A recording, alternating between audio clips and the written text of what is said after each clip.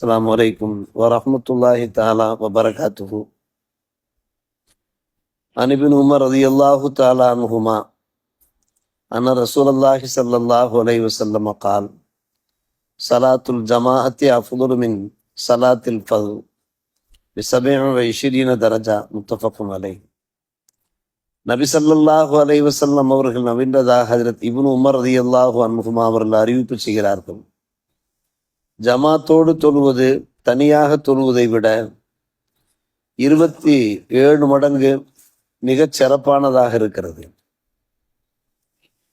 ஐவேளை தொழுவது கடமை, ஆனால் வீட்டிலே தொழலாம், தொழுகை நிறைவேறும். நம்முடைய மற்ற இருப்பிடங்களிலே தொழுதாலும் அந்த கடமை நிறைவேறத்தான் செய்யும். ஆனால் அல்லாஹுடைய இல்லத்திற்கு வந்து மக்களோடு மக்களாக நாம் இணைந்து தொழுகிற போது 27 மடங்கு நன்மை கிடைக்கிறது என்றால் அது பெரும் பாக்கியம் அல்லவா? இந்த நன்மை வீட்டிலே நாம் தனியாக தொழும்போதோ மற்ற இருப்பிடங்களில் தொழும்போதோ கிடைக்காது. ஈருலக பாக்கியங்கள் கிடைக்கும். கடையிலே அதிகமான லாபம் கிடைக்கிறது என்றால் நாம் மகிழ்ச்சி அடைகிறோமே, அதே போல் அதைவிட கூடுதலாகவே ஜமாத்தோடு தொழுகிற போது நமக்கு இத்தனை மடங்கு நன்மை கிடைக்கிறதே என்கின்ற பூரிப்போடு நாம் ஜமாத்தோடு தொழுவதற்கு முயற்சி எடுத்துக்கொள்ள வேண்டும். 27 மடங்கு என்றால் அதனுடைய விளக்கம் நம் அனைவருக்கும் தெரியும். 27 முறை ஒரு ஃபஜ்ரை தொழுதால் எவ்வளவு நன்மை கிடைக்குமோ அத்தனை நன்மை. தொழுவதென்னவோ ஒரு முறைதான், ஆனால் 27 முறை தொழுத சவாபு கிடைக்கிறது என்பது சாதாரணமான ஒரு விஷயம் அல்ல. ஜமாத்தோடு தொழும்போது பல்வேறுபட்ட அனுகூலங்கள் நமக்கு இருக்கின்றன, நன்மைகள் விளைகின்றன. அதில் முக்கியமான முறையில நம்முடைய முஸ்லிம்களுடைய வலிமை வெளிப்படுகிறது.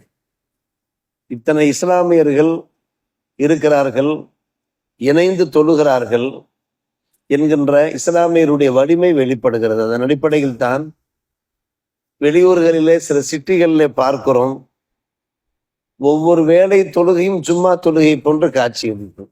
ஜும்மா தொழுகைக்கு எப்படி மக்கள் அணிதிரண்டு வருகிறார்களோ அதே போன்று ஐவேளை தொழுகைக்கும் வருவதை நாம் பார்க்கிறோமே, பார்ப்பதற்கு ஒரு கண்கொள்ளா காட்சியாக சென்னையிலே, மண்ணடியிலே, மாமூரிலே நாம் பார்க்கலாம், இதை பார்க்கலாம் உதாரணமாக.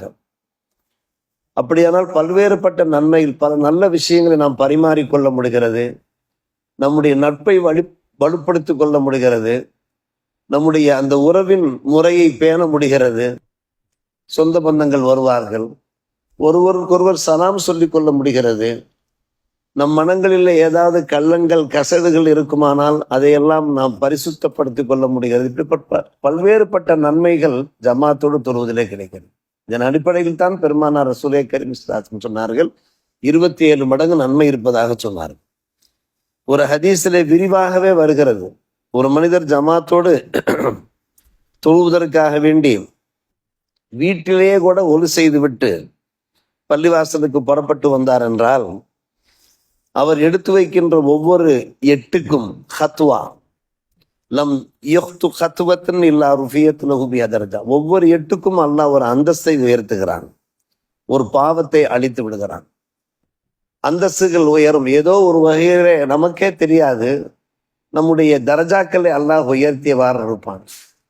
நாம் நினைத்து கொண்டிருப்போம் வாழ்க்கையில முன்னேற வேண்டுமே, வளம் பெற வேண்டுமே நாம் நினைத்து கொண்டிருப்போம். ஆனால் வளம் பெற்றுக்கொண்டிருப்போம் அந்த ஜமாத்தோடு தொழுகிற ஒரு பரக்கத்தின் காரணமாக. நம்முடைய வியாபாரத்திலே, தொழில்துறையிலே ஒன்றுக்கு பல மடங்காக நன்மைகள் கிடைக்கிறது என்றால் அதற்கு பின்னணி காரணமாக இந்த ஜமாத் இருக்க வாய்ப்பு இருக்கு. அது நமக்கே தெரியும், நாம் ஒப்பிட்டு பார்ப்பதில்லை, சிந்தித்து பார்ப்பதில்லை, எவ்வளவுதான். ஆனால் ஹதீஸு உண்மை, 100க்கு 100 ஹதீஸு உண்மை. எடுத்து வைக்கின்ற ஒவ்வொரு எட்டுக்கும் அல்லாஹ் ஒரு தரஜாவை உயர்த்தி ஒரு பாவத்தை அளிக்கிறான் என்பது ஒரு சாமானியப்பட்ட விஷயம் அல்ல. அடுத்த விஷயம், நாம் பள்ளிவாசலுக்கு வந்து விடுகிறோம், தொழுகைக்காக நாம் காத்திருக்கிறோம், தொழுகைக்காக நாம் வெயிட் பண்ணினோம் என்றால் இன்திலார், அரபிலே இன்திலார், காத்திருந்தோம் என்றால் மலக்குமார்களுடைய துவாக்கள், பிரார்த்தனைகள் நமக்கு கிடைக்கிறது. மலக்குமார்கள் நமக்காக துவா செய்தவாறு இருக்கிற அல்லாஹும்ம ஸல்லி அலைஹி அல்லாஹும்ம ரஹ்மஹு, யா அல்லாஹ் இவருக்கு ரஹ்மத்து செய்வாயாக, இவருடைய பாவத்தை மன்னித்துக் கொள்வாயாக, நமக்கே தெரியாது. நம்மை சூழ்ந்து மலக்குமார்கள் வானவர்கள் இருந்தவாறு நமக்காக துவா செய்தவாறு இருக்கிறார். அந்த துவா ஏற்கப்படாமல் இருக்குமா? மலக்குமார்கள் நமக்காக கேட்கிற அந்த பிரார்த்தனைகள் அங்கீகரிக்கப்படாமல் இருக்குமா? இன்ஷா அல்லாஹ் கண்டிப்பாக அங்கீகரிக்கப்படும். அதனுடைய ஒரு பரக்கத்தையும் நாம் பார்க்கிறோம். இரண்டாவது விஷயம். மூன்றாவது விஷயம், தொழுகைக்கா சற்று நேரம் நாம் எதிர்பார்த்து இங்கே அமர்ந்திருந்தோம் என்றால் தொழுத நன்மையே கிடைக்கும் என்கிறார்கள் நாயன். வலா யஸாலு ஃபி ஸலாத்தின் மன் ததர ஸலா.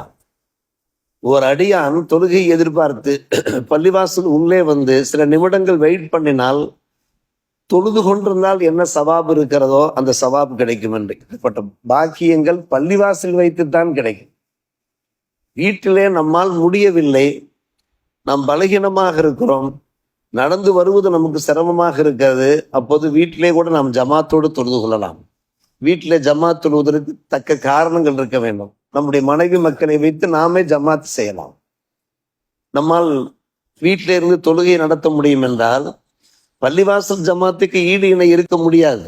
ஆனால் வீட்டிலே நடத்துகிற அந்த ஜமாத்திற்கு சில நன்மைகள் நமக்கு கிடைக்க வாய்ப்பு இருக்குது. அது வேறு சில ஹதீஸ்கள் வாயிலாக தெரிகிறது. என்றாவது ஒரு நாள் நமக்கு ஏதோ ஒரு சிரமம், அல்லாஹுடைய இல்லம் வந்து நம்மால் தொழ முடியவில்லையா, வீட்டில் ஜமாத் நடத்த வாய்ப்பு இருக்கிறது. அந்த சவாபை நாம் பெற்றுக்கொள்ள முடியும். முடியாவிட்டால் தான். என்ன காரணம்? முடியாவிட்டால் என்று சொல்லுகிற போது அது தக்க காரணம் இருக்க வேண்டும். இதோ அப்துல்லா இப்னு உம்மு மக்தூம் ரலியல்லாஹு அன்ஹு அவர்கள், கண் தெரியாத ஒரு சஹாபி, அவர்கள் பெருமானார் ரசூலே கரீம் ஸல்லல்லாஹு அலைஹி வஸல்லம் அவர்கள் பர்மிஷன் கேட்கிறார்கள் வீட்டிலே தொழுவதற்கு. காரணத்தையும் அவர்கள் கூறுகிறார்கள். நான் வருகின்ற பாதை இருக்கிறதே, அந்த பாதையிலே சில விஷ ஜந்துக்கள் உலாவியவாறு இருக்கிறது. கசீரத்துல் ஹவாம் சிபா, காட்டு விலங்குகள் கூட சில சமயம் உள்ளே பூந்து விடுகிறது. நான் கண் தெரியாதவனாக இருக்கிறேன், என்னை அழைத்து வரவும் யாரும் இல்லை. மற்றொரு ஹதீஸில் இருக்கிற லைசலி காயிது எப்பூதுனி மஸ்ஜித், நான் வீட்டிலே தொழுது கொள்ளலாமா யார சொல்லலாம் என்று கேட்கிறார். கண் தெரியாத ஒரு சஹாபி அப்துல்லாஹ் இப்னு உம்மு மக்தூம் ரலியல்லாஹு அன்ஹு அவர்கள் பெருமானார் ரசூலே கரீம் ஸல்லல்லாஹு அலைஹி வஸல்லம் பர்மிஷன் தந்து விட்டார். சரி, நீங்கள் வீட்டிலேயே தொழுது கொள்ளுங்கள் என்று. ஆனால் அவர்கள் புறப்பட்டு போகிற போது மறுபடியும் அழைக்கிறார்கள்.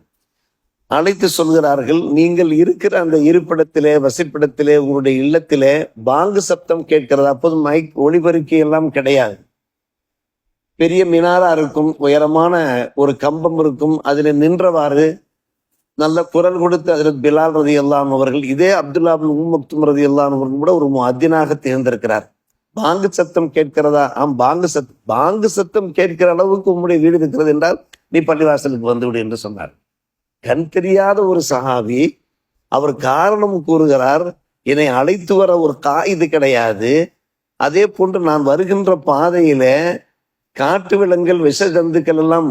காரணம், அன்றைய காலகட்டத்தில் மக்காவின் நிலைமை, மதீனாவின் நிலைமை எப்படி இருக்கும் என்பதை நாம் சொல்லி அறிய வேண்டிய அவசியம் இல்லை. அந்த சஹாபிக்கே பெருமானார் ரசூலே கரீம் ஸல்லல்லாஹு அலைஹி வஸல்லம் நீங்கள் ஜமாத்தோடு வந்து தொழ வேண்டும் என்று பணிக்கிறார்கள் என்றால் நமக்கு தக்க காரணங்கள் இருந்தால்தான் நம் வீட்டில் நாம் தொழ முடியும். அந்த தக்க காரணத்தை நாம கற்பித்து கொள்ளக்கூடாது. நம்மால் இயலும், முடியும், சற்று முயற்சித்தோம் என்றால் முடியும் என்கிற சூழ்நிலையிலே நாம் கண்டிப்பாக அல்லாஹுடைய இல்லம் வந்து தொழ வேண்டும். இது பற்றி நிறைய விஷயங்கள் இருக்கிறது. அருமை சகோதரர்களே, பெரியவர்கள், இதுல பெரிய பாக்கியம் என்னவென்று கேட்டால் நாம் அறிய வேண்டிய ஒரு விஷயம், குறிப்பாக இஷா ஜமாத், ஃபஜ்ர் ஜமாத்துக்கு ஒரு தனி பெருமை இருக்கிறது. இஷா ஜமாத்துக்கும் ஃபஜ்ர் ஜமாத்துக்கும் பெருமானார் ரசூலே கரீம் ஸல்லல்லாஹு அலைஹி வஸல்லம் ஹதீஸ் இங்கே பதிவு செய்யப்பட்டிருக்கிறது. மன் சல்லல் இஷா ஃபி ஜமாத்தின் பக்க அன்னமா காம நிஸ்ஸல் லைல்.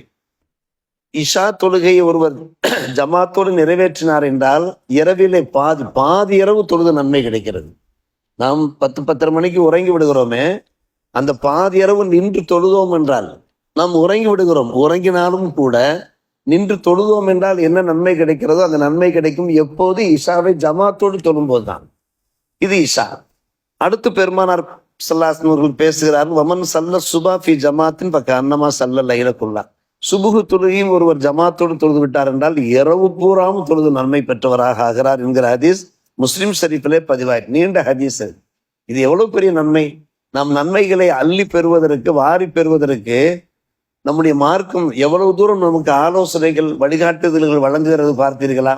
நன்மைகள் கிடைக்க கிடைக்க நம்முடைய வாழ்க்கையில வளம் கிடைக்கும், நம்முடைய வாழ்க்கையில ஒரு குதூகலம் உண்டாகும், நம்முடைய கவலைகள் எல்லாம் தீர வாய்ப்பு இருக்கு. பல்வேறுபட்ட பிரச்சனைகளுக்கு ஒரு ஒரு சாந்தி சமாதானம் கிடைக்க வாய்ப்பு நமக்கே தெரியாது.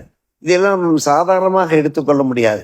ஏதோ நம்முடைய வாழ்க்கையில ஒரு முன்னேற்றம், ஒரு வறட்சி, ஒரு மறுமலர்ச்சி ஏற்படுகிறது என்றால் ஜமாத்தோடு தொழுவதன் மூலமாக அந்த பாக்கியங்கள் கிடைக்க வாய்ப்பு இருக்கிறது என்பதை விளங்கி வாழ அல்லாஹ் ரப்புல் ஆலமீன் எல்லோருக்கும் நல்லொரு புரிவானாக. வாஹிர் தாவானா அல்ஹம்துலில்லாஹி ரப்பில் ஆலமீன்.